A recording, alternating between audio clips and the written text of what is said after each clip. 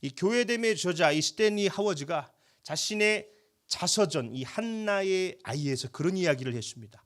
그리스도인으로 산다는 것은 답 없이 사는 것을 배우는 과정이다. 그 사람이 이런 말을 하게 된 배경이 있어요. 아내에게 갑자기 정신질환이 찾아온 거예요. 얼마나 힘들어요. 시간이 지나면 좀 괜찮아지겠지. 아니, 더 깊어지는 겁니다. 때로는 7살 난 아이가 그 정신질환 걸린 엄마를 돌볼 때도 있었어요.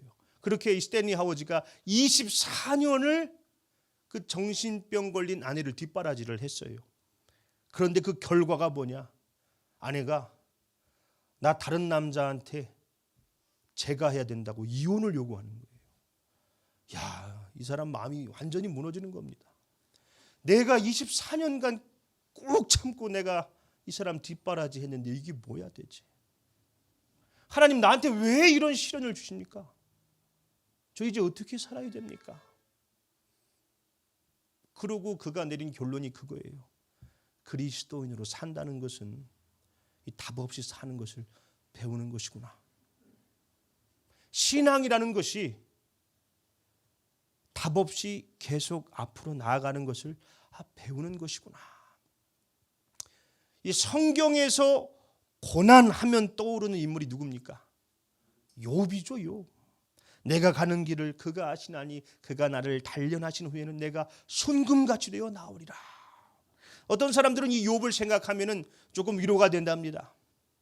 욥이 겪은 상상할 수 없는 고통을 생각하면 그래도 내가 지금 겪는 고난은 견딜만 하다는 것이지요. 이 온전하고 정직한 사람 이 욥에게 갑자기 상상할 수 없는 고난이 시작이 되지요. 왜 그 고난이 찾아왔을까요? 이 성경을 보면은 그 이유가 더 황당합니다.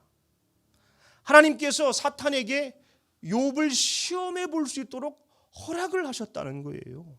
그것도 괜히 사탄한테 욥을 자랑해서 생긴 문제입니다. 이 사탄이 이 세상을 돌다 왔어요.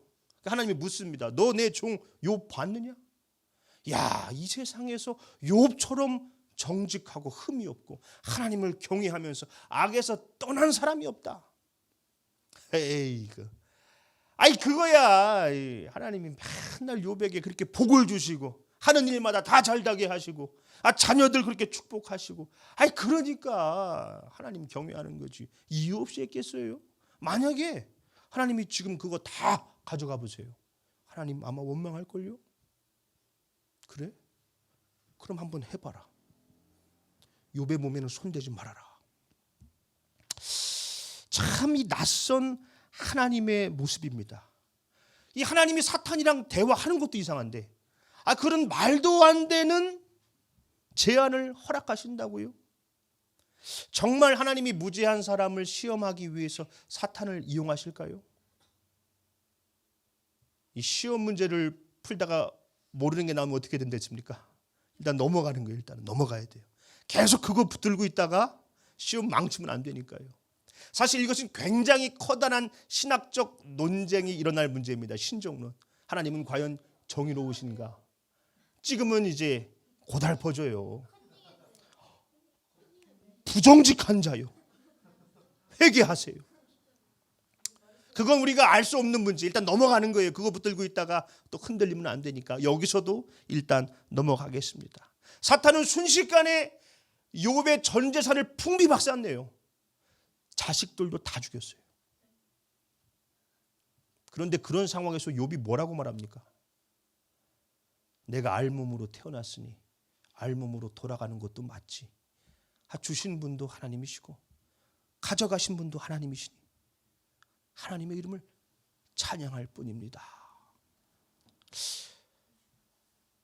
성경은 욥이 이 모든 일에 범죄하거나 원망하지 않았다 말씀합니다. 은혜롭습니까? 저는 좀 믿음이 없어서 그런가 좀 무서워요. 욥이. 만약 우리 주변에 이런 사람이 있다고 하면 좀 피할 것 같습니다. 너무 비인간적이잖아요. 전 재산 다 잃고 자식 다 죽었는데 괴로워하고 옷 찢고 난리쳐야 되는 거 아니에요? 그런데 하나님은 욥에게 또 시험을 허락하세요. 그러니까 그때 원망했으면 됐는데 사탄은 곧장 욥의 몸을 칩니다. 봐라, 네가 나 도발해가지고 지금 욥 저렇게 고난 받았는데 끝까지 믿음 지키지 않았느냐. 원래 가죽으로 가죽을 대신하는 것처럼 사람은요, 지 목숨 어떻게 지키려고 별짓 다 해요. 만약에 욥의 뼈와 살을 쳐보십시오. 반드시 원망할 겁니다. 그래? 한번 해보라고. 욥의 생명엔 건들지 말아라. 사탄이 곧장 이제 시험을 주는데 정수리부터 발끝까지 온몸에 종기가 나요. 야, 이게 얼마나 아프고 간지러운지 깨진 그릇으로 살을 후벼 파는데도 이게 피가 철철 나오면서도 간지럽고 죽을 수도 없어요. 욥은 제 위에 앉아가지고 그 깨진 그릇으로 살을 후벼 파면서 계속 괴로워하고 있습니다. 이 사람이 고통을 겪으면은 죄책감을 갖게 돼요. 내가 대체 무슨 잘못을 했길래 이런 일을 겪나? 내가 그때 그 인간 만나서 그런가? 내가 그때 하지 말라는 거 해서 이런가? 욥이 지금 제 위에 앉아 있다는 것은 참회를 의미합니다. 아무리 생각해도 알 수 있어요. 욥이 잘못한 게 없어요. 지금 그냥 자기의 유한함만 절감할 뿐이죠. 사람이 고통을 겪으면 또 사회적으로부터 소외돼요. 일단 불편할 거 아니에요. 저 사람 뭐하다 저렇게 됐대. 아이고. 그리고 지금 이 욥만 고통받고 있는 것은 아닙니다. 욥의 아내를 한번 생각해 보십시오. 재산 날린 건 그렇다 쳐도 지금 자기 배 아파 난 10명의 자식을 다 잃었지 않습니까? 엄마예요. 얼마나 괴롭습니까? 어쩌면 지금 가장 힘들어하고 있는 것은 욥의 아내일지도 모르겠어요. 이 슬픔을 추스릴 겨를도 없이 이제는 병든 남편을 돌봐야 되는 거예요. 아픈 사람도 아픈 사람인데 아픈 사람을 돌보는 가족도 아파요. 아픈 거 지켜보는 것도 아프고. 솔직히 이 금전적인 문제도 얼마나 괴롭습니까? 병원비, 생활비. 이 사람 저 사람 싫은 소리 해가며 돈도 빌리고 돈 된다고 하면 이 일 저 일도 아마 찾아 헤맸을 거예요. 그때 이 욥의 소식을 듣고 친구 3명이 먼 길을 떠나옵니다. 성경은 그들이 다 각기 먼 곳에 살았다 얘기를 해요. 고대 사회에서 먼 길을 떠난다는 것은 보통 어려운 게 아닙니다. 지금이야 차로 기차로 비행기로 오면 되지만은 그때는 걷든지 아주 잘 와야 낙타를 타고 오는 겁니다. 하루 이틀 오는 게 아니기 때문에 여비도 어마어마하게 들고 이 길의 위험들. 그런데 그거 다 무시하고 오로지 욥을 위로하기 위해서 와요. 굉장한 우정이죠. 그들이 거의 다 와서 보는데 욥을 몰라봅니다. 저 사람 저거 누구야 저거? 저 욥 아닌가 저거? 아이고 사람이 어쩌다 저렇게 됐어? 그렇게 빛나던 사람이었는데 너무 처참해져 있으니까 몰라봐요. 아이고 세상에 어떻게? 아이고. 성경은 이렇게 말하고 있습니다. 욥기 2장 12절로 13절. 눈을 들어 멀리 보매 그가 욥인 줄 알기 어렵게 되었으므로 그들이 일제히 소리질러 울며 각각 자기의 겉옷을 찢고 하늘을 향하여 티끌을 날려 자기 머리에 뿌리고 밤낮 7일 동안 그와 함께 땅에 앉았으나 욥의 고통이 심함을 보므로 그에게 한마디도 말하는 자가 없었더라. 여러분 이런 우정을 본 적이 있어요? 친구의 아픔을 위로하기 위해서 그 머나먼 길을 떠나왔습니다. 그리고 밤낮 7일 동안 땅바닥에 앉아서 함께 울며 욥의 곁을 지켰어요. 우리가 주목해야 될 것은 그에게 한마디 말하는 자가 없었다는 겁니다. 원래 고통 앞에서 말은 설 자리를 잃습니다. 욥에게 무슨 말을 한다고 위로받겠어요 지금? 그냥 함께 아파할 뿐이에요. 우리가 흔히 저지르는 실수 중에 하나가 고난을 겪고 있는 사람을 위로한답시고 하나님의 뜻이 있을 거라고, 고난에는 다 이유가 있을 거라고. 물론 그 마음은 알겠습니다. 그러나 고난은 설명할 수가 없는 거예요. 말이란 것이 해야 될 때가 있고 침묵해야 될 때가 있는데 이 침묵할 때 터져 나오는 말은 고통받는 자의 상처에 소금을 뿌리는 것과 같습니다. 오늘 본문 말씀 29절이지요. 감추어진 일은 우리 하나님 여호와께 속하였거니와 나타난 일은 영원히 우리와 우리 자손에게 속하였나니 이는 우리에게 이 율법의 모든 말씀을 행하게 하심이니라. 자, 감추어진 일은 하나님께 속했다는 것입니다. 무엇이 감춰진 겁니까? 왜 저 사람이 저런 고난을 겪나? 왜 내 인생이 이렇게 꼬였나? 나는 이제 앞으로 어떻게 살아야 되나? 그건 우리가 알 수가 없는 거예요. 감추어진 하나님의 영역인 것이죠.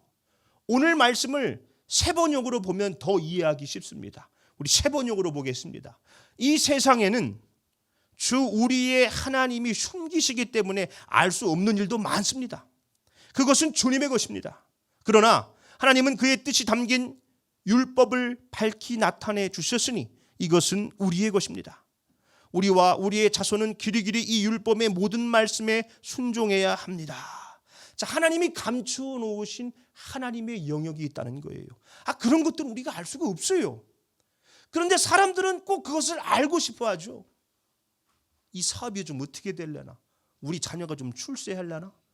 내 앞길을 좀 알고 싶어가지고 점도 보러 댕기고, 저 사람은 왜 저렇게 됐대? 이래서 저랬지, 저래서 저랬지. 그렇게 남 이야기하기를 좋아하고, 때로는 내가 그때 그 인간만 안 만났어도 내가 그때 거기만 안 갔어도 그렇게 자책하기도 한다는 거예요. 그런데 그것은 우리의 영역이 아닙니다. 그것은 하나님의 영역이에요. 하나님의 영역을 침범해서는 안 되지요. 우리의 영역은 뭐라는 거예요? 하나님이 당신의 뜻을 담아 주신 이 율법, 성경이죠. 이것이 우리의 것, 우리의 영역이라는 거예요. 이것을 주셨다는 것이죠. 욥과 욥의 새 친구, 그 눈물겨운 우정에 금이 가기 시작해요. 왜 그랬을까요? 이 욥도 사람이지 않습니까? 얼마나 괴로워요. 그동안 말 한마디 못했습니다. 그런데 친구들이 밤낮 7일 동안 자기 곁을 지켜주고 있으니까 욥도 좀 마음이 풀어졌나 봐요. 그러면 사람이 솔직한 말로다가 마음에 있는 얘기도 할 수 있고 뭐 별의별 얘기 다 할 수 있지 않습니까? 그동안 한마디도 못했는데 갑자기 입을 열어서 신세한탄을 합니다. 사람이 그럴 수 있잖아요. 내가 그때 태어나지를 말았어야 됐다고. 하나님은 왜 나 같은 걸 태어나게 해가지고 이런 고통을 겪게 하냐고 신세한탄을 하는데 욥의 친구들이 잠깐만, 그건 아니지. 하나님이 아무 이유도 없이 그렇게 고통을 주시겠냐?